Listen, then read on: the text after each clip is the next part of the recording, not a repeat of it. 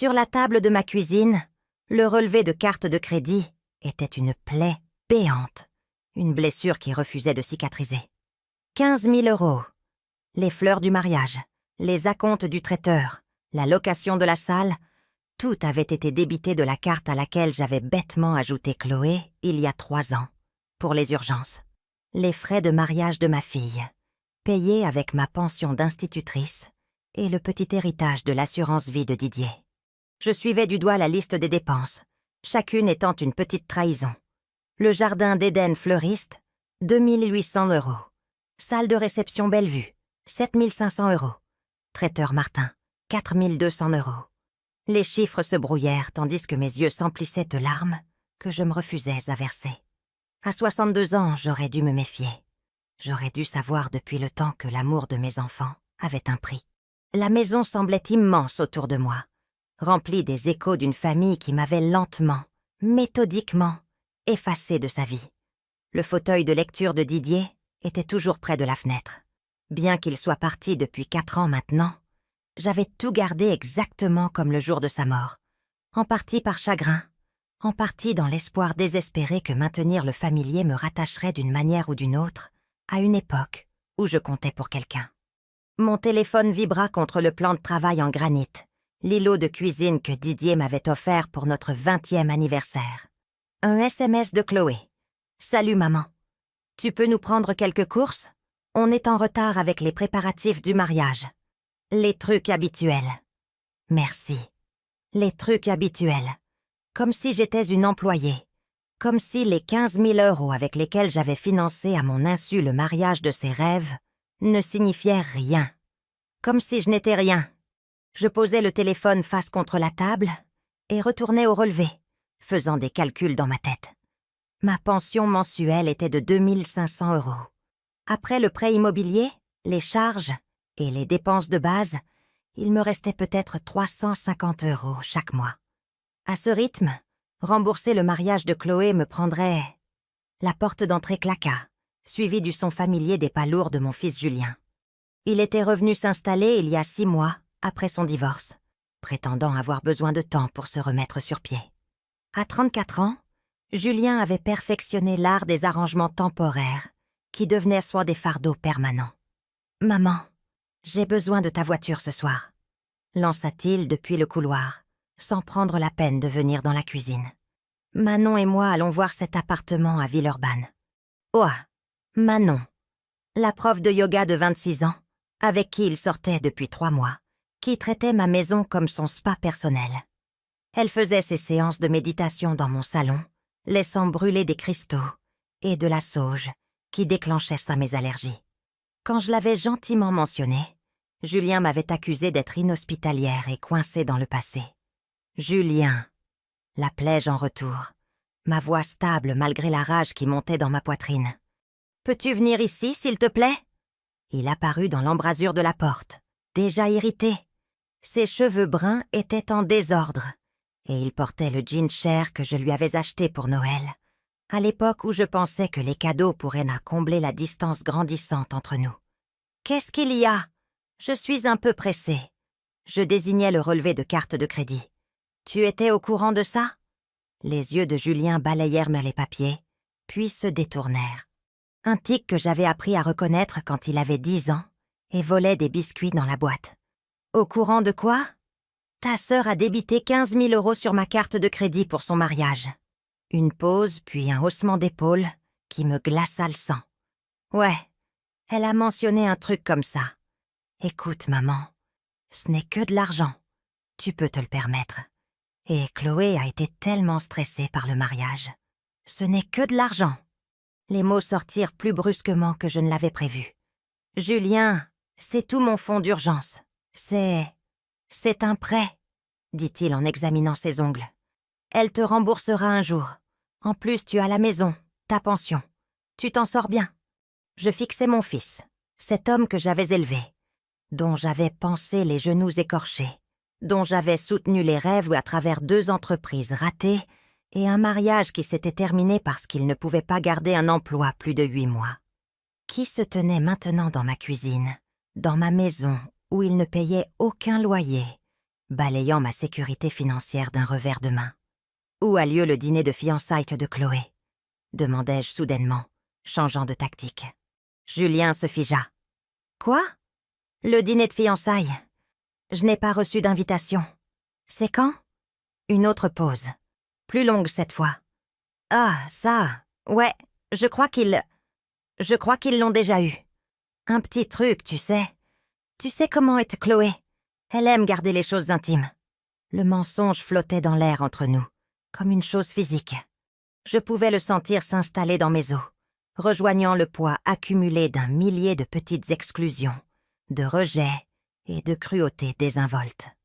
Les dîners d'anniversaire auxquels je n'étais pas invitée, les récitals des petits-enfants que j'apprenais via des publications Facebook, les photos de famille où je n'étais pas incluse parce que tu n'aimes jamais ta tête sur les photos, maman.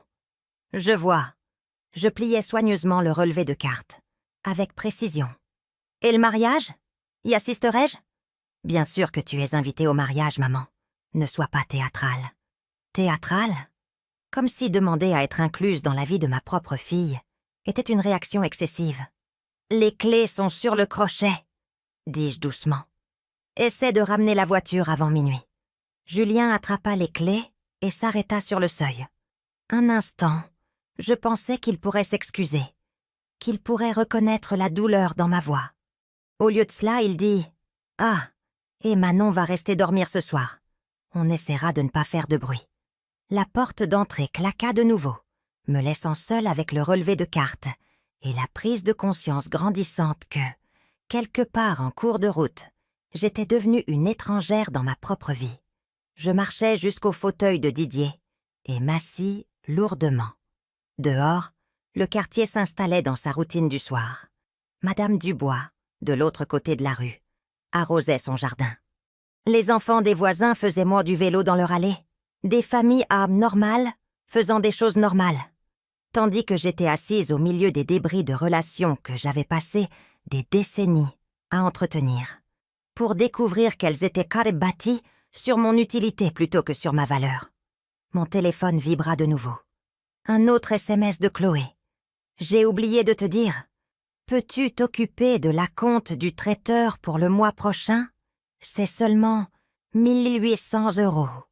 L'assurance vie de papa devrait couvrir ça, non ? Tu es la meilleure. Seulement 1800 €. L'assurance vie de papa devrait couvrir ça.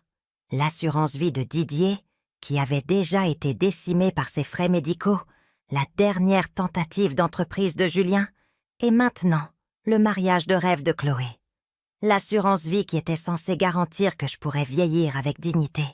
C'était mon filet de sécurité pour les inévitables frais médicaux et les soins dont j'aurais éventuellement besoin. Je fixai le SMS jusqu'à ce que les mots se brouillent. Puis je fis quelque chose que je n'avais jamais fait en 34 ans de maternité. Je le supprimai sans répondre. Mais mon silence ne suffirait pas. Je le comprenais maintenant, assise dans le fauteuil de Didier, alors que la dernière lueur du soir filtrait à travers les fenêtres qu'il aimait tant. Le silence n'était qu'une autre forme de complaisance, une autre façon de dire oui à des gens qui avaient oublié comment entendre non. Dans l'obscurité grandissante de mon salon, entouré des artefacts d'un mariage et d'une maternité qui m'avaient définie si longtemps, je commençais à planifier ce qui allait se passer ensuite. Parce que si mes enfants avaient décidé que ma valeur ne résidait que dans ce que je pouvais fournir, alors il était peut-être temps qu'ils apprennent ce qui arrive quand cette valeur est retirée. Le relevé de cartes se froissa dans mes mains, alors que je le pliais une dernière fois. Demain, je passerai des appels. Ce soir, je m'assierai avec le fantôme de Didier et me souviendrai de ce que c'était que d'être aimée pour qui j'étais, pas pour ce que je pouvais donner.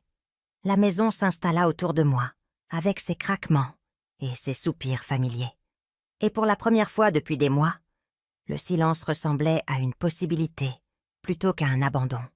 La lumière du matin qui filtrait à travers la fenêtre de ma chambre semblait différente, plus nette, plus déterminée.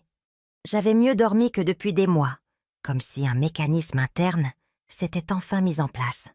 À 7 heures, j'étais habillée et prête à commencer ce que je considérais maintenant comme mon règlement de compte. Mon premier appel fut pour la société de cartes de crédit. « Je dois signaler des débits non autorisés », dis-je à l'agent du service client, ma voix stable et claire. Ma fille utilise ma carte sans ma permission depuis plusieurs mois. La femme à l'autre bout du fil était professionnelle, voire compatissante. Oui, il pouvait rebloquer la carte immédiatement. Oui, il pouvait contester les débits. Oui, ils allaient ouvrir une enquête. Je fournis les transactions spécifiques, les dates, les montants, les 15 000 € de dépenses de mariage non autorisées. Madame, je dois vous informer que si ces débits s'avèrent frauduleux, cela pourrait entraîner des poursuites pénales contre le titulaire de la carte. Je comprends, dis-je, et c'était parfaitement le cas. Mon deuxième appel fut pour ma banque. J'aimerais retirer quelqu'un de mon compte, leur dis-je. Mon fils Julien, il est utilisateur autorisé depuis 2 ans, mais je révoque cet accès immédiatement. Le banquier fut efficace, ne posant que les questions nécessaires.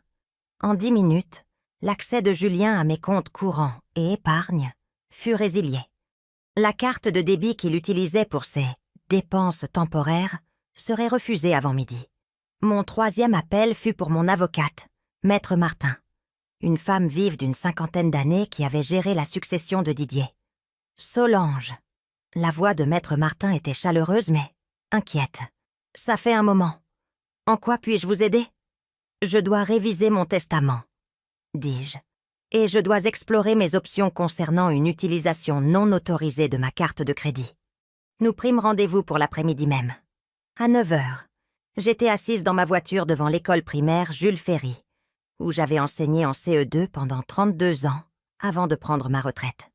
Le parking était animé par les arrivées du matin, et je regardais les parents presser leurs enfants vers le bâtiment, avec leurs boîtes à goûter et leurs cartables. Le même rituel quotidien dont j'avais été témoin pendant des décennies. Mon téléphone sonna. Chloé. Je laissai tomber sur la messagerie.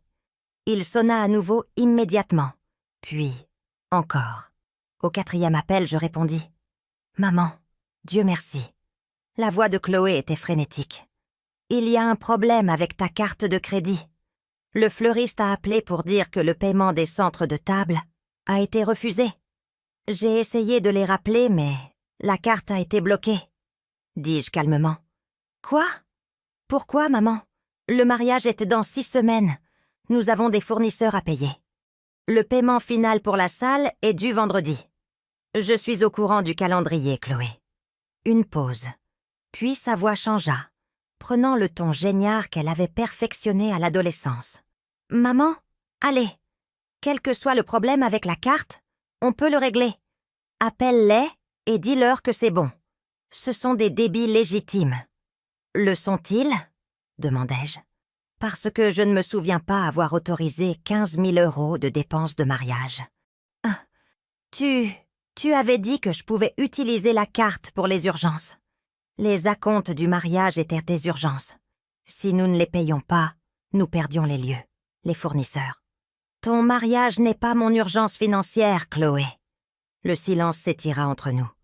Je pouvais l'entendre respirer, calculer, essayer de trouver la bonne combinaison de mots qui me ferait capituler comme je l'avais toujours fait auparavant. Maman, tu n'es pas raisonnable. C'est mon mariage, le mariage de ta seule fille. Tu ne veux pas que je sois heureuse ? La question qui m'avait contrôlée pendant 34 ans. Tu ne veux pas que je sois heureuse ? Tu ne veux pas que nous réussissions ? Tu ne nous aimes pas assez pour nous aider ?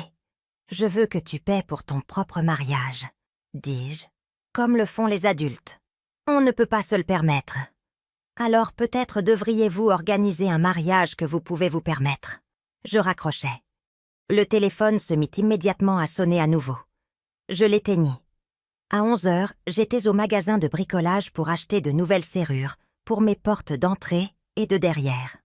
Le vendeur âgé, un homme que je voyais là depuis des années, m'aida à les charger dans ma voiture. « Changer des serrures, c'est plus facile qu'on ne le pense », dit-il d'un ton conversationnel.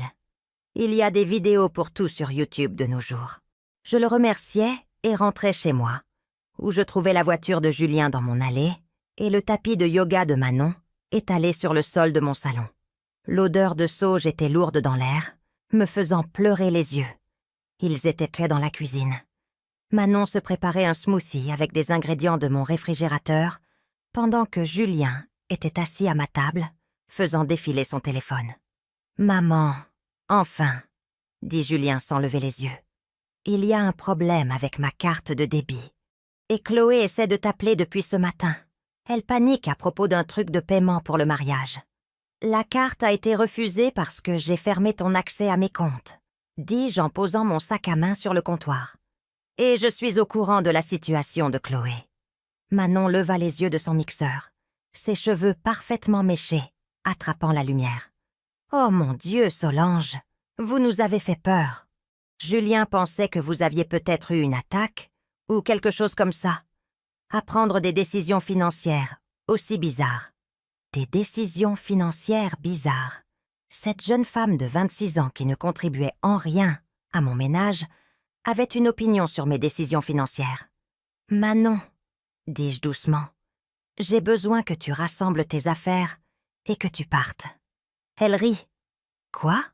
Pourquoi? » « Parce que c'est ma maison et que tu ne vis pas ici. » Julien leva enfin les yeux de son téléphone. « Maman, qu'est-ce qui te prend aujourd'hui? Tu agis de façon folle. » J'agis comme quelqu'un qui possède sa propre maison et gère ses propres finances. Je me dirigeais vers la cafetière et commençais à préparer une tasse. Mes mouvements étaient délibérés et calmes. « Manon, tu as 10 minutes pour rassembler tes affaires. »« Julien !» Manon se tourna vers mon fils, s'attendant à ce qu'il intervienne. Julien se leva, la mâchoire serrée dans l'expression têtue que je me rappelais de son adolescence. « Maman, arrête ça, tu te ridiculises. Manon est ma petite amie, et elle est la bienvenue Pat ici. Plus maintenant. C'est ridicule. Pourquoi? Un malentendu de carte de crédit? Chloé te remboursera. Elle le fait toujours. » Je me tournais pour faire face à mon fils pleinement. « Quand est-ce que Chloé m'a déjà remboursé, Julien? L'assurance auto que j'ai couverte quand elle était à la fac, la caution pour son premier appartement, le prêt pour son master qui devait être temporaire. C'est différent. C'est ce que font les parents. »« Non, » dis-je, « c'est ce que je faisais. Passé composé. » Manon était devenue très immobile, le smoothie oublié. « Peut-être que je devrais y aller, » dit-elle doucement. « Oui, » acquiesçai-je. « Tu devrais. » Le visage de Julien devenait rouge. « Si Manon part, je pars aussi. » L'ultimatum flottait dans l'air entre nous. Pendant 34 ans, ces mots m'auraient terrifiée. La menace que mes enfants retirent sur leur présence, leur amour, leur approbation, avait été l'arme ultime de leur arsenal. Je sirotais mon café et le trouvais parfait. « C'est ton choix, » dis-je. « Mais si tu pars, tu ne reviens pas quand ça t'arrange. Tu ne le penses pas, mais je le pensais. » Et quelque chose dans mon expression a dû le transmettre car l'assurance de Julien vacilla. « Maman, allez, parlons-en rationnellement. Tu es contrariée pour l'histoire de l'argent, je comprends. Mais jeter ta famille par-dessus bord pour quelques débits sur une carte de crédit? Je ne jette pas ma famille par-dessus bord, Julien. Je refuse simplement de continuer à financer des adultes qui me traitent comme un distributeur automatique avec une cuisine. » Manon ramassa son tapis de yoga et ses cristaux avec une vitesse impressionnante. « J'attendrai dans la voiture, » murmura-t-elle à Julien, fuyant pratiquement la cuisine. Mon fils et moi nous faisions face de part et d'autre de l'îlot de cuisine. Le même îlot où je lui avais servi d'innombrables repas, aidé pour ses devoirs, écouté ses rêves et ses déceptions, où je l'avais réconforté pendant son divorce et célébré ses petites victoires. « Ce n'est pas toi, maman, » dit-il, sa voix plus douce maintenant, essayant une approche différente. « Tu n'es pas cruelle, tu ne coupes pas les ponts avec les gens, tu es celle qui maintient la famille unie. »« Je l'étais, » acquiesçai-je. « Mais maintenir une famille unie demande l'effort de plus d'une personne. » Mon téléphone, que j'avais rallumé, vibra avec un autre appel de Chloé. Je regardais l'écran et laissais délibérément tomber sur la messagerie. « Chloé est probablement en train de pleurer en ce moment, » dit Julien. « Son mariage est ruiné. »« Son mariage n'est pas ruiné. Elle doit simplement trouver un moyen de le payer elle-même. » Avec quel argent? Elle est instie, maman. Elle ne gagne rien. J'étais aussi instie, Julien, pendant 32 ans. J'ai réussi à payer mon propre mariage. C'était différent. Les choses coûtèrent moins cher à l'époque. Les choses coûtèrent moins cher parce que les gens planifiaient en fonction de leurs moyens. Julien resta silencieux un long moment, étudiant mon visage comme s'il me voyait clairement, pour la première fois depuis des années. « Qu'est-ce que tu attends de nous ?» demanda-t-il enfin. C'était une bonne question.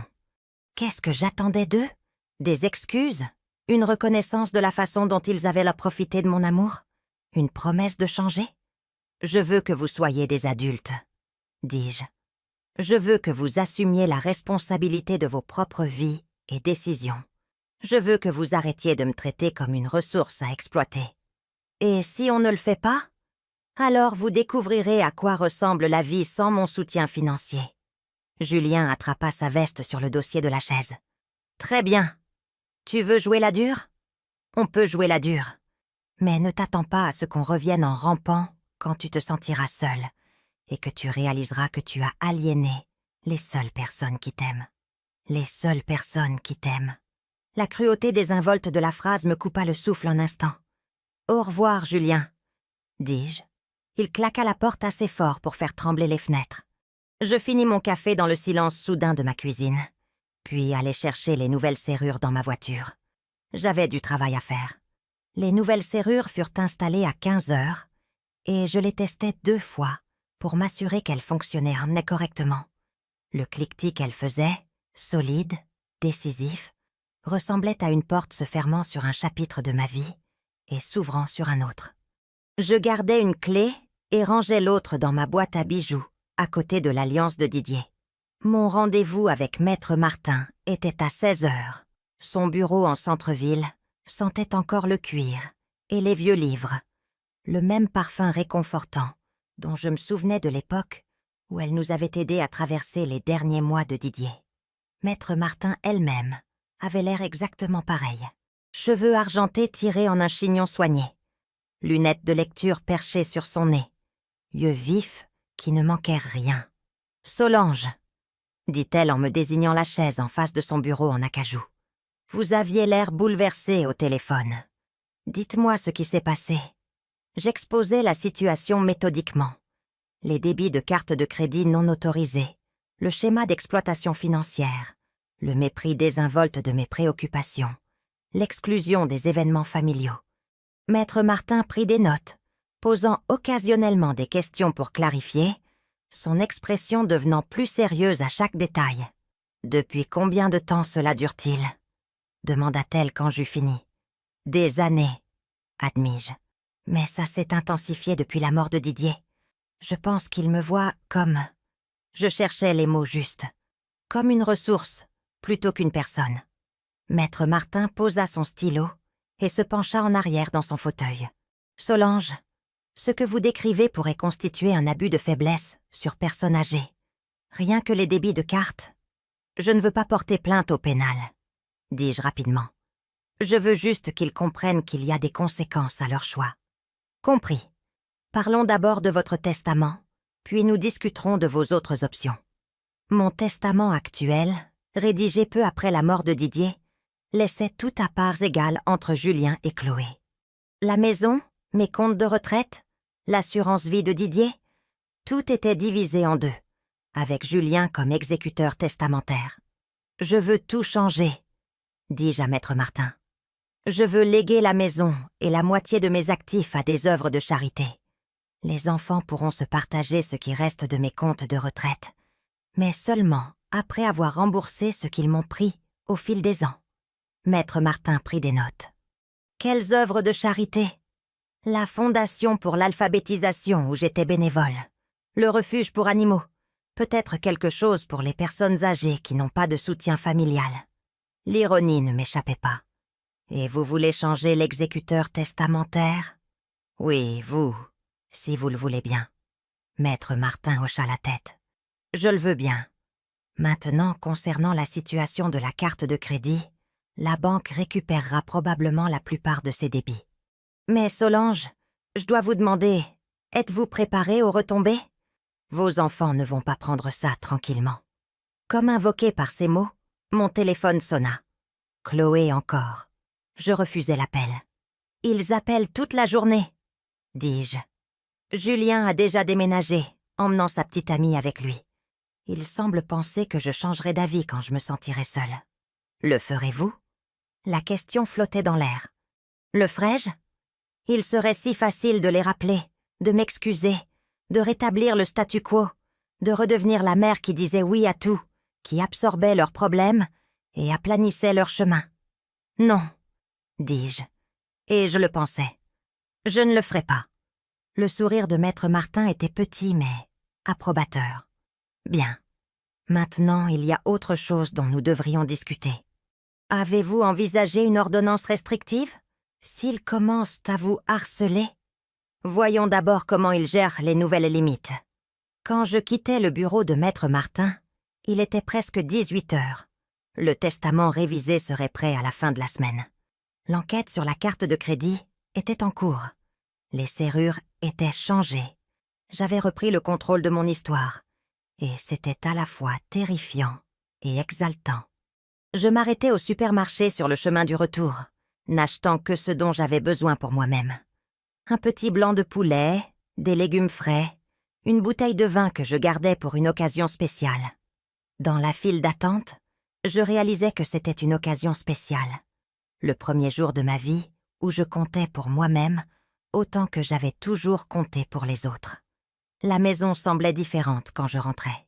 Plus silencieuse, oui, mais aussi plus propre en quelque sorte. Les cristaux de Manon avaient disparu. Les possessions éparpillées de Julien, magazines, vaisselle sale, câbles de charge, avaient été balayées. L'air ne sentait plus la sauge et l'arrogance. Je préparais le dîner quand j'entendis frapper doucement à ma porte arrière. À travers la fenêtre, je vis ma voisine d'à côté. Une femme de mon âge à qui j'avais fait signe de temps en temps, mais avec qui je n'avais jamais vraiment parlé. Elle tenait un plat à gratin. J'ouvris la porte avec prudence. « Bonjour » dit-elle, offrant un sourire hésitant. « Je suis Elisabeth Dubois. J'habite dans la maison bleue avec le jardin. J'espère ne pas vous déranger, mais j'ai remarqué qu'il y avait de l'agitation tout à l'heure, des éclats de voix, et j'ai vu un jeune homme partir avec des valises. » Elle s'interrompit, l'air embarrassé. Je voulais m'assurer que vous alliez bien. Elisabeth Dubois, Madame Dubois. Je l'avais regardée s'occuper de son jardin pendant des années, admirant ses rosiers et ses parcelles de légumes. Mais nous n'avions jamais fait plus qu'échanger des banalités sur le temps. « Je vais bien », dis-je automatiquement, puis je me repris. « En fait, ce n'est pas tout à fait vrai. Je passe une journée difficile, mais je gère. » « Voudriez-vous de la compagnie pendant que vous gérez ?» demanda-t-elle en soulevant légèrement le plat à gratin. J'ai fait trop de lasagne, et manger seul devient lassant à la longue. Il y avait quelque chose dans ses yeux, une reconnaissance, peut-être, la compréhension d'une femme seule, depuis un certain temps parlant à une autre. J'étais juste en train d'ouvrir une bouteille de vin, me suis-je surprise à dire. Je vais chercher des verres, dit Elisabeth comme si c'était déjà décidé. 40 minutes plus tard, nous étions assises à ma table de cuisine, partageant ces excellentes lasagnes et mon pinot gris précieusement gardé. Elisabeth était veuve, elle aussi. Son mari était décédé il y a 3 ans du même cancer qui avait emporté Didier. Elle avait 2 enfants adultes, tous 2 vivant à l'autre bout du pays, tous 2 ayant réussi et étant occupés par leur propre vie. « Ils appellent tous les dimanches », dit-elle quand je l'interrogeais à leur sujet. De beaux appels. « Comment vas-tu, maman ? Manges-tu bien ? As-tu pensé à prendre tes médicaments ?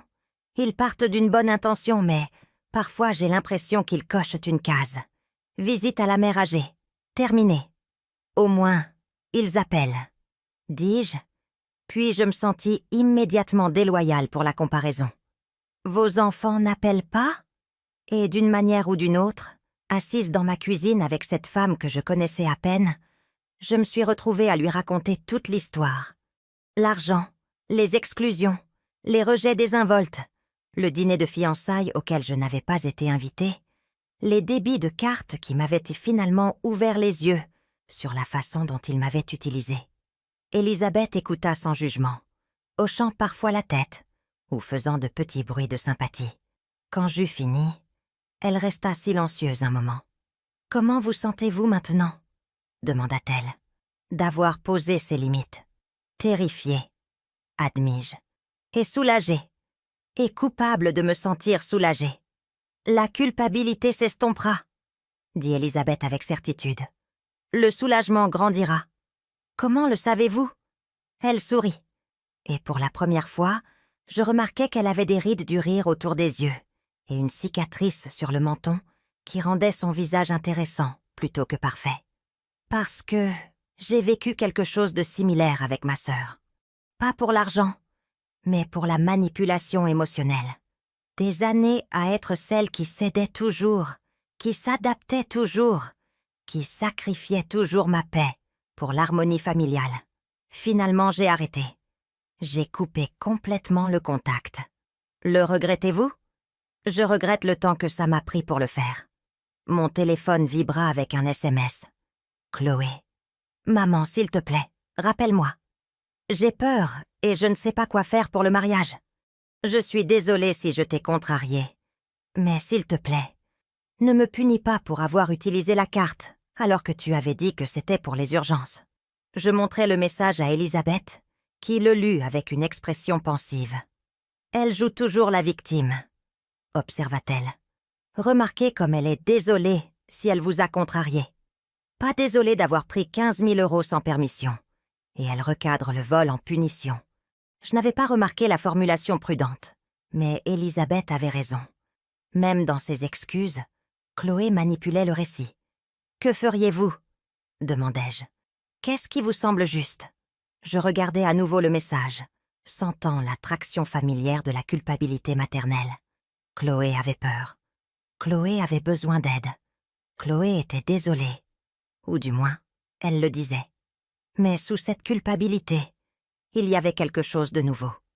Une reconnaissance lucide du schéma, de la crise, de l'appel à mes émotions, du subtil transfert de blâme, de l'attente que mon amour l'emporte sur mon jugement. Je supprimai le message sans répondre. « Bien », dit simplement Élisabeth. Nous avons parlé jusqu'à près de 22 heures, de livres et de jardinage, et de la solitude particulière du veuvage, d'enfants qui voyaient dans leurs parents comme des distributeurs automatiques, et de la difficulté d'aimer des gens qui ne vous voyaient pas clairement, du courage qu'il fallait pour choisir sa propre paix plutôt que les attentes des autres. Quand Élisabeth partit enfin, promettant de rapporter le plat de lasagne le lendemain, je ressentis quelque chose que je n'avais pas connu depuis des années. Le début d'une amitié qui n'était pas basée sur ce que je pouvais fournir, mais sur qui j'étais. Je lavais nos verres à vin quand mon téléphone sonna une dernière fois. Julien. Maman. Sa voix était différente, moins assurée, plus incertaine. Écoute, peut-être qu'on a mal commencé aujourd'hui. Manon et moi restons chez elle ce soir. Mais je voulais appeler et... je ne sais pas, parler. J'écoute. L'histoire de la carte de débit nous a vraiment mis dans le pétrin. J'ai dû payer le dîner avec des pièces que j'ai trouvées dans la voiture. Il fit une pause, attendant clairement que je propose de régler le problème. Comme je ne le fis pas, il continua. Chloé est vraiment bouleversée.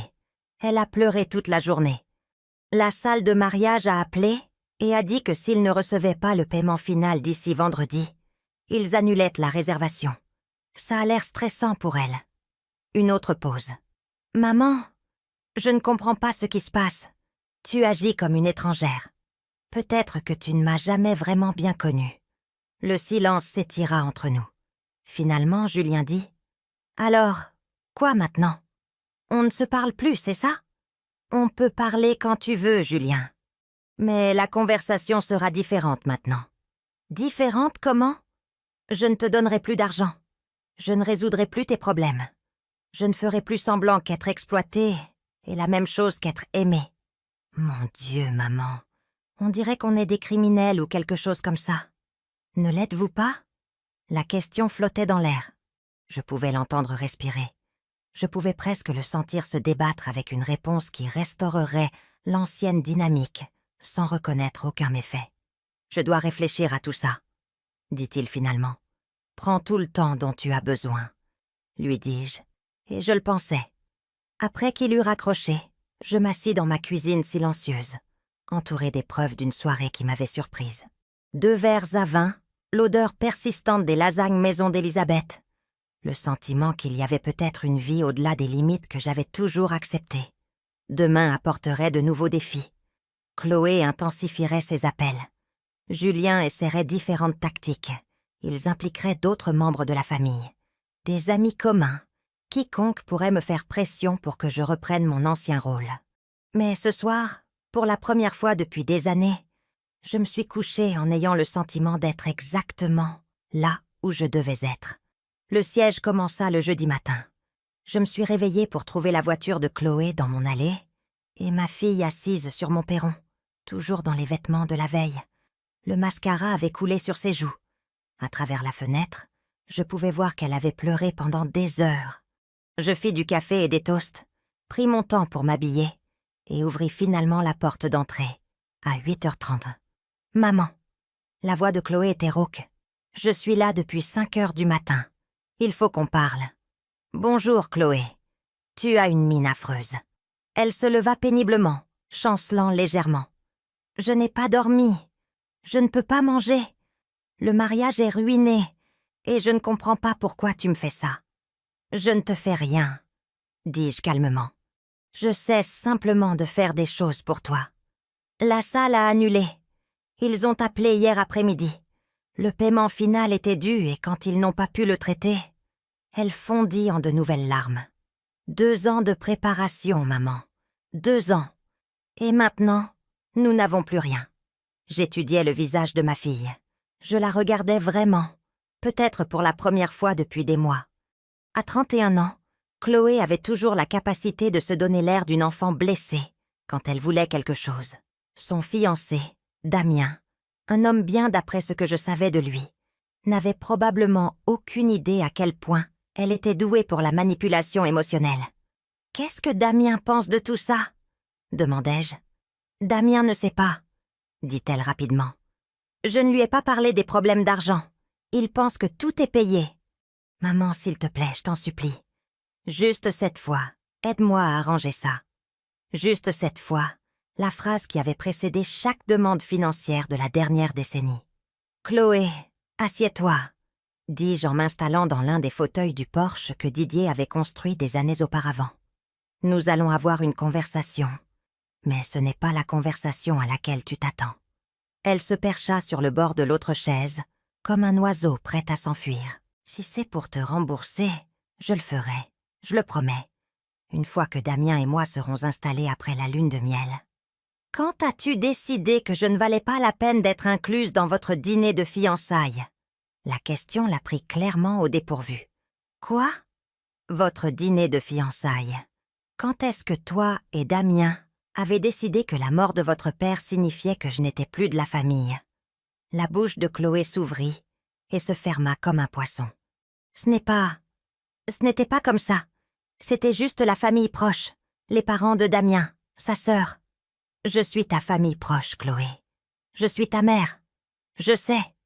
Mais quand as-tu décidé qu'utiliser ma carte de crédit sans permission était acceptable ? Tu avais dit que je pouvais l'utiliser pour les urgences. Un mariage n'est pas une urgence. Un mariage est un choix. Et même si c'était une urgence, 15 000 € nécessitent une conversation. » Le sang-froid de Chloé se fissurait. « D'accord. J'aurais dû demander d'abord. Je suis désolée. Mais le mal est fait maintenant, et on peut le réparer si tu veux bien. » « Non. » Le mot flottait entre nous comme une barrière physique. Chloé me fixa comme si j'avais parlé dans une langue étrangère. « Qu'est-ce que tu veux dire, non ? » « Je veux dire que je ne vais plus réparer tes problèmes. Je ne paierai plus pour tes choix. Je ne serai plus traité comme un distributeur automatique avec une maison attenante. Tu es ma mère ? » « Oui, » dis-je doucement. « Je le suis. Et pendant 31 ans, je t'ai montré à quoi ressemble l'amour inconditionnel. J'ai sacrifié, soutenu et facilité les choses pour toi à travers chaque crise et mauvaise décision. Et en retour, Tu as appris à me voir comme une ressource, plutôt qu'une personne. » Chloé pleurait de nouveau. Mais ses larmes étaient différentes, colériques, frustrées. « Et alors? Tu vas juste m'abandonner? Laisser mon mariage être ruiné parce que tu as une sorte de crise de la cinquantaine? J'ai 62 ans, Chloé. Si j'ai une crise, c'est une prise de conscience tardive. » Mon téléphone vibra avec un SMS d'Elisabeth. « Café plus tard si tu as besoin de renfort. » La simple gentillesse de ce message, quelqu'un qui prenait de mes nouvelles, offrant un soutien sans rien attendre en retour, renforça encore ma résolution. « J'ai besoin que tu partes maintenant, » dis-je à Chloé. « Tu es la bienvenue pour revenir quand tu seras prête à avoir une conversation d'adulte sur la façon dont nous pouvons avancer. » « Une conversation d'adulte ?» La voix de Chloé monta. « Tu veux une conversation d'adulte? Très bien. En voici une, d'adulte. Tu es une vieille veuve seule, qui fait fuir les seules personnes qui tiennent à toi. Tu finiras par mourir seule, et ce sera de ta propre faute. » La cruauté de la phrase était à couper le souffle. Didier était mort depuis 4 ans, et elle utilisait mon chagrin et ma peur de l'abandon pour me manipuler, afin que je cède. « Au revoir, Chloé, » dis-je en me levant et en marchant vers ma porte d'entrée. « Maman, attends !» La panique dans sa voix était réelle maintenant. « Je suis désolée. Je ne le pensais pas. J'ai juste peur, et je suis contrariée. » Et je fermai la porte et tournai le verrou. Chloé frappa à la porte pendant plusieurs minutes, alternant entre excuses et menaces, avant de finalement s'en aller. Je l'observais depuis ma fenêtre alors qu'elle restait assise dans sa voiture pendant encore 20 minutes, appelant probablement Julien, ou Damien, ou quiconque pourrait me convaincre de changer d'avis. Vers midi, la cavalerie arriva.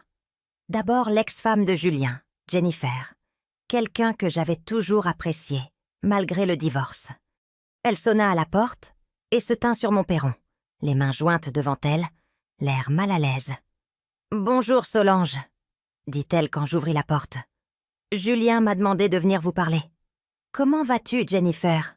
Comment vont les enfants? »« Ils vont bien, ils grandissent pour vite. » Elle se balança d'un pied sur l'autre. « Écoutez, je ne veux pas vraiment être au milieu de ça, mais Julien a dit qu'il y avait une sorte d'urgence familiale. »« Il n'y a pas d'urgence, » dis-je. « Il y a une conséquence. » Je l'invitai à entrer pour un café et lui racontai la vérité sur l'exploitation financière, les exclusions, le schéma de profit de mon amour et de ma générosité. Jennifer écouta avec un malaise croissant. « Je n'en avais aucune idée, » dit-elle finalement. « Julien a toujours fait croire que vous étiez heureuse d'aider. J'étais, passé composé. Il a vraiment du mal, Solange. Le divorce a coûté cher, et sa situation professionnelle. » Elle s'interrompit, réalisant qu'elle ne faisait que confirmer mes dires. « Jennifer, vous avez réussi à subvenir à vos besoins et à ceux de 2 enfants avec un salaire d'enseignante. Si Julien a du mal, c'est parce qu'il n'a jamais appris à vivre selon ses moyens. » Elle partit peu de temps après, regrettant clairement son implication. À 14 heures, Damien arriva. Le fiancé de Chloé était ingénieur en informatique, calme et réfléchi, quelqu'un qui m'avait toujours traité avec respect. Quand j'ouvris la porte, il avait l'air sincèrement affligé. « Madame Solange, » dit-il, « j'espère que ça ne vous dérange pas que je passe. Chloé m'a parlé de la situation du mariage, et je voulais m'excuser. Celle-là, je ne l'avais pas vue venir. »« Vous excusez de quoi, Damien? Je n'avais aucune idée que Chloé avait débité autant sur votre carte de crédit sans demander. Elle m'avait dit que vous aviez proposé d'aider avec les frais du mariage. Et j'ai pensé... j'ai pensé que c'était votre cadeau pour nous. » Il passa la main dans ses cheveux. Si j'avais su qu'elle prenait de l'argent sans permission, je ne l'aurais jamais permis. Pour la première fois depuis des jours, je ressentis une lueur d'espoir. Voici quelqu'un qui prenait ses responsabilités, montrant un remords sincère. « Entrez, » dis-je. « Parlons. » Damien expliqua que Chloé avait géré toutes les finances du mariage, lui disant que tout était couvert. Il avait proposé de contribuer davantage, mais elle avait insisté sur le fait que c'était géré. Il n'avait eu aucune idée des débits de carte de crédit, de l'accès non autorisé à mes comptes, ou du schéma de dépendance financière. « J'aime Chloé, » dit-il.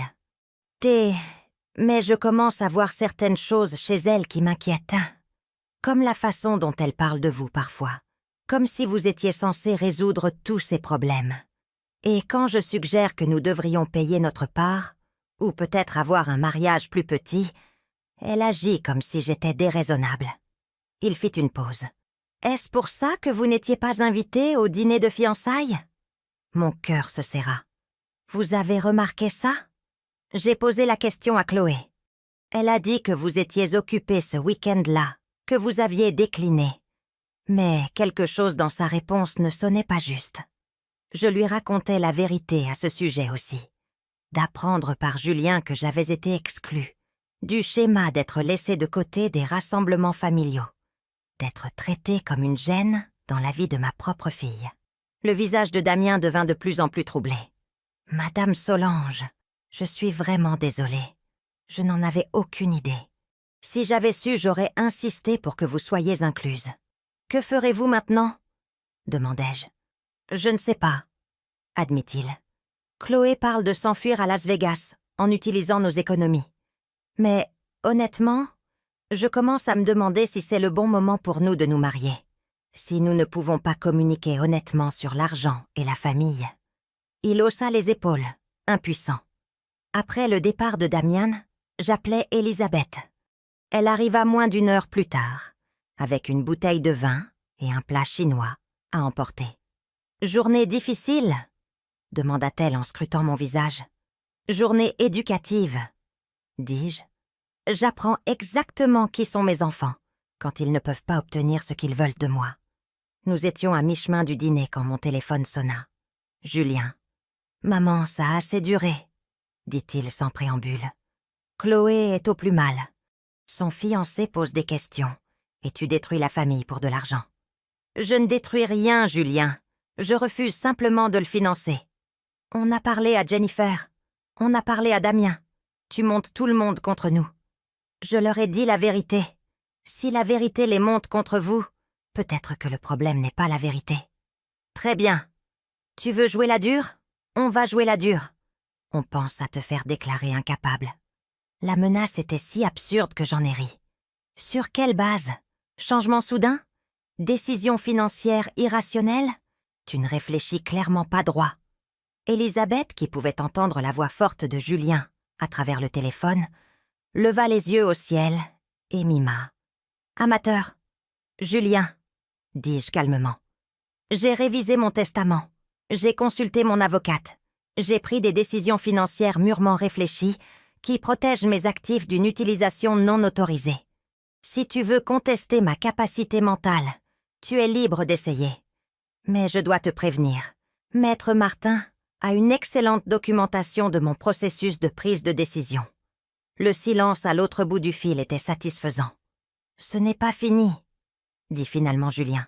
« Non, » acquiesçai-je. « Ça ne fait que commencer. » Après avoir raccroché, Elisabeth remplit nos verres de vin.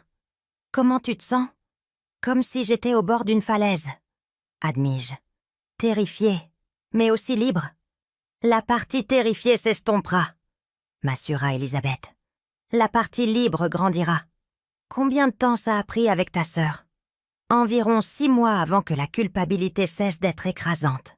1 an avant que j'arrête de sursauter à chaque fois que le téléphone sonnait. Elle fit une pause.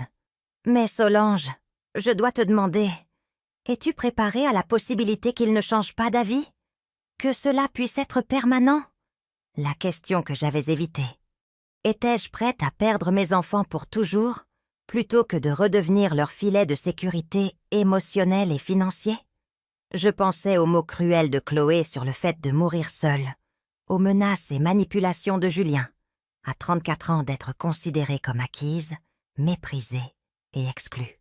Puis je pensais à l'amitié d'Elisabeth, offerte gratuitement, au respect sincère et au remords de Damien, à la paix que j'avais ressentie dans ma propre maison pour la première fois depuis des années. « Oui, » dis-je, « je crois que je le suis. » Dehors, le soleil se couchait sur mon quartier, peignant le ciel de nuances de rose et d'or. Demain apporterait de nouveaux défis, de nouvelles tentatives de manipulation, de nouveaux tests de ma résolution. Mais ce soir, j'étais une femme qui comptait pour elle-même, autant qu'elle avait toujours compté pour les autres. Et ça, je le découvrais. C'était suffisant. 3 semaines plus tard, j'étais dans mon jardin quand la voiture de Damien s'est garée dans mon allée. Les 21 derniers jours avaient été les plus calmes de ma vie d'adulte. Pas d'appels frénétiques pour des urgences. Pas de visiteurs inattendus, exigeant de l'argent ou des solutions. Personne ne traitant ma maison comme un hôtel ou mon compte en banque comme une ressource communautaire. Elisabeth et moi avions pris une routine facile de café le matin et de promenade le soir. Et j'avais commencé à me souvenir de ce que c'était que de vivre pour moi-même. La société de cartes de crédit avait statué en ma faveur. 15 000 € de débit non autorisé, annulés avec une note dans leur dossier sur une fraude potentielle. Chloé ne ferait face à aucune poursuite pénale, mais elle ne recevrait également aucun financement de mariage de mon compte compromis. Damien avait l'air différent, alors qu'il remontait mon allée. Plus mince peut-être, et définitivement plus sérieux. Il tenait une enveloppe à la main. « Madame Solange », dit-il quand j'ai répondu à la porte. « Avez-vous quelques minutes ?»« Bien sûr. Voulez-vous un thé glacé ?»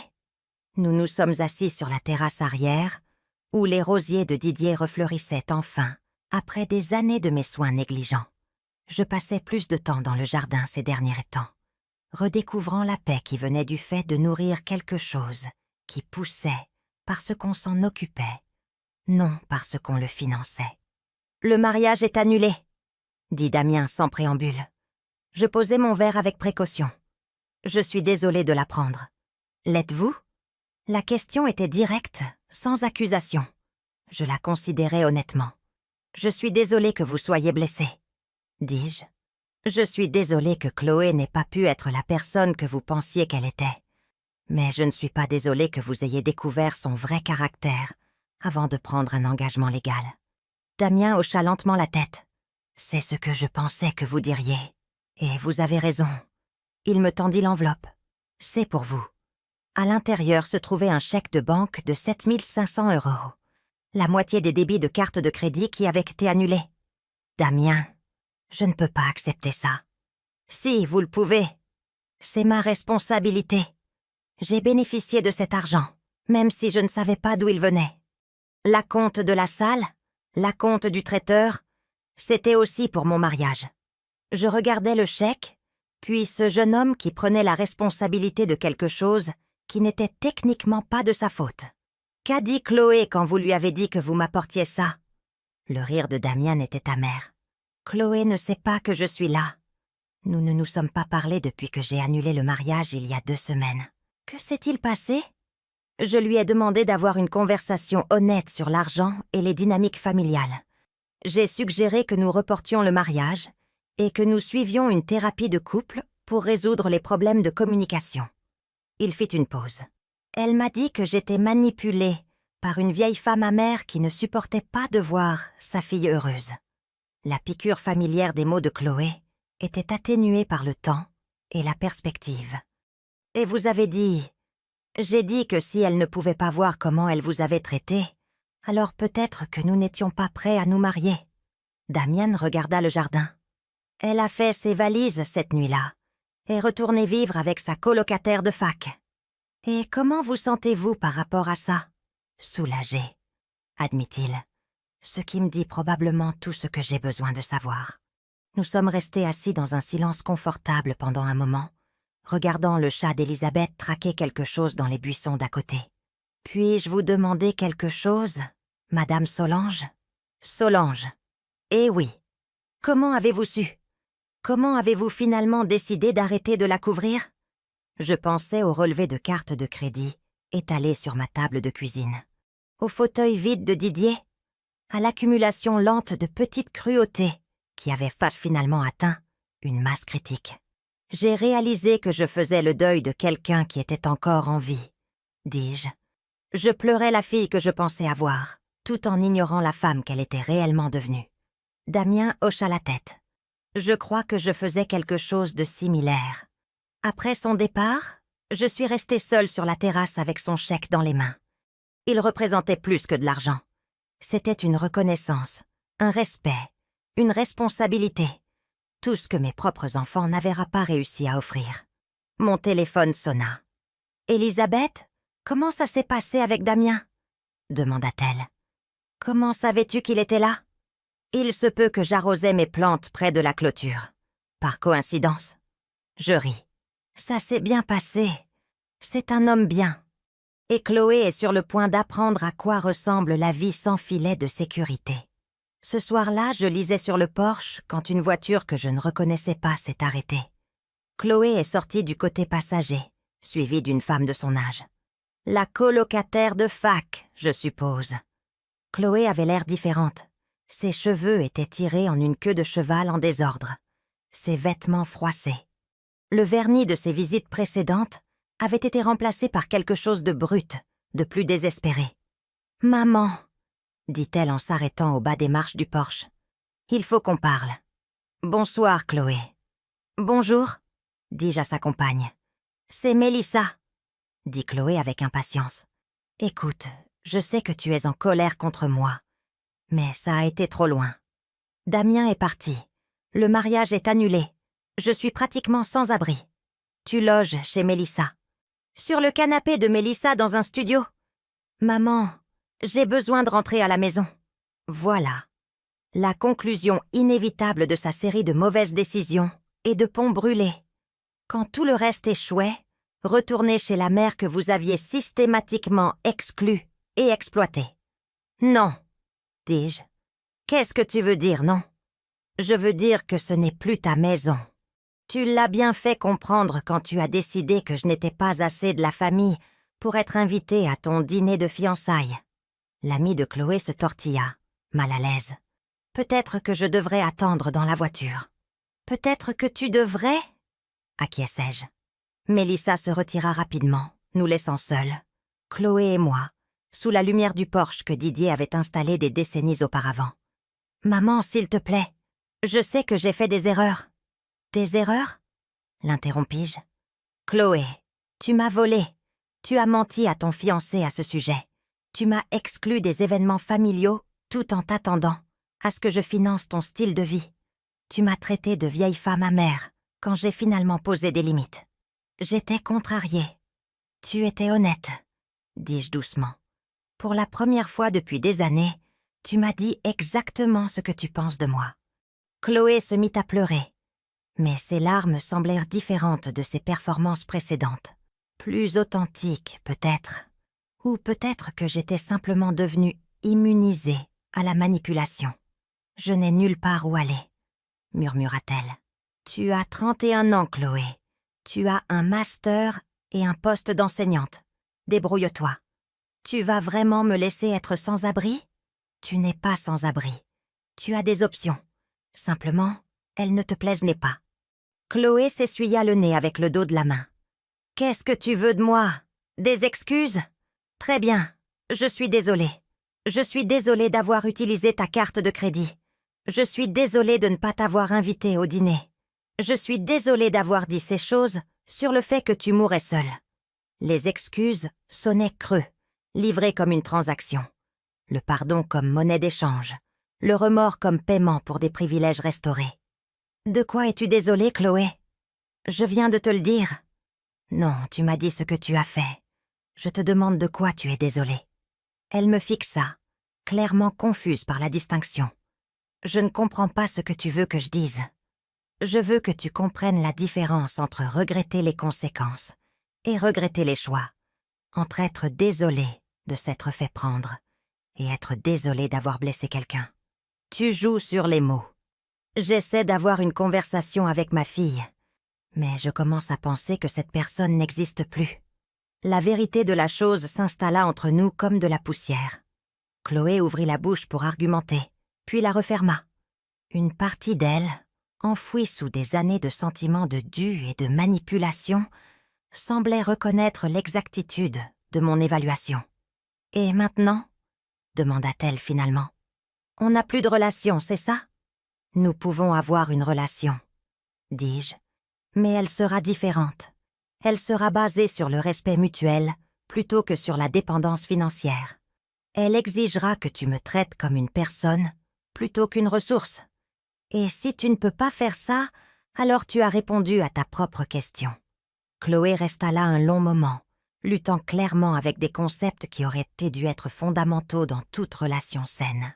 Finalement, elle se tourna et retourna à la voiture de Mélissa sans un autre mot. Je les regardais partir, ressentant quelque chose que je n'avais pas prévu. La paix. Le lendemain matin, Julien appela. « Chloé m'a raconté ce qui s'est passé hier soir, » dit-il. « Maman, c'est insensé, c'est ta fille. C'est une adulte qui a fait des choix d'adulte. Je lui permets de faire l'expérience des conséquences d'adulte. Tu détruis la famille. » « Non, Julien. Je choisis de ne plus être détruite par elle. » Il y eut une longue pause. « Donc, c'est tout. Tu en as juste fini avec nous. J'en ai fini d'être utilisée par vous. Il y a une différence. Et si on change? Et si on... Je ne sais pas. On te rembourse. On te traite mieux. » C'était la première fois que l'un de mes enfants reconnaissait même que leur comportement devait changer. « Alors on verra ce qui se passera, » dis-je. Mais le changement doit être réel, Julien. Pas seulement des mots conçus pour restaurer votre accès à mes ressources. Comment on prouve que c'est réel? Vous ne me le prouvez pas à moi. Vous le prouvez à vous-même, en devenant le genre de personnes qui n'ont pas besoin de le prouver. Après avoir raccroché, je me suis assise dans le fauteuil de Didier et j'ai regardé la vie que je m'étais construite dans les semaines qui ont suivi la reconquête de mon autonomie. Le jardin était florissant. Mon amitié avec Elisabeth s'était approfondie en quelque chose de précieux et de durable. J'avais recommencé à faire du bénévolat au centre d'alphabétisation, redécouvrant la joie d'aider des gens qui appréciaient plutôt qu'ils n'attendaient mon aide. Le chèque de Damien était sur mon bureau, déjà déposé sur un compte auquel mes enfants ne pourraient jamais accéder. Mais plus précieux que l'argent était ce qu'il représentait. La preuve que j'étais capable d'inspirer le respect plutôt que la simple dépendance. Mon téléphone vibra avec un SMS d'Elisabeth. « Rendez-vous café avec cette nouvelle veuve de l'école Jules Ferry cet après-midi. J'ai pensé qu'elle te plairait. » Je souris et répondis « Oui, j'ai hâte. » Pour la première fois depuis des décennies, j'avais hâte à des choses. À des conversations qui ne tournaient pas autour de crises ou de demandes. À des relations bâties sur le choix plutôt que sur l'obligation, à un avenir où je comptais pour moi-même autant que j'avais toujours compté pour les autres. Dehors, les roses de Madame Dubois étaient en fleurs, et les miennes rattrapaient enfin leur retard. J'avais du travail à faire dans le jardin, des amis à rencontrer, des livres à lire, une vie à vivre selon mes propres termes. Le siège était terminé. J'avais gagné, non pas en battant mes enfants, mais en refusant de me battre moi-même pour leur convenance. Au final, la plus grande victoire était la plus simple, me souvenir que je valais plus que ce que je pouvais fournir, et avoir le courage de vivre en conséquence. Le soleil de l'après-midi filtrait à travers la fenêtre préférée de Didier, et pour la première fois depuis sa mort, la lumière ressemblait à un début plutôt qu'à une fin.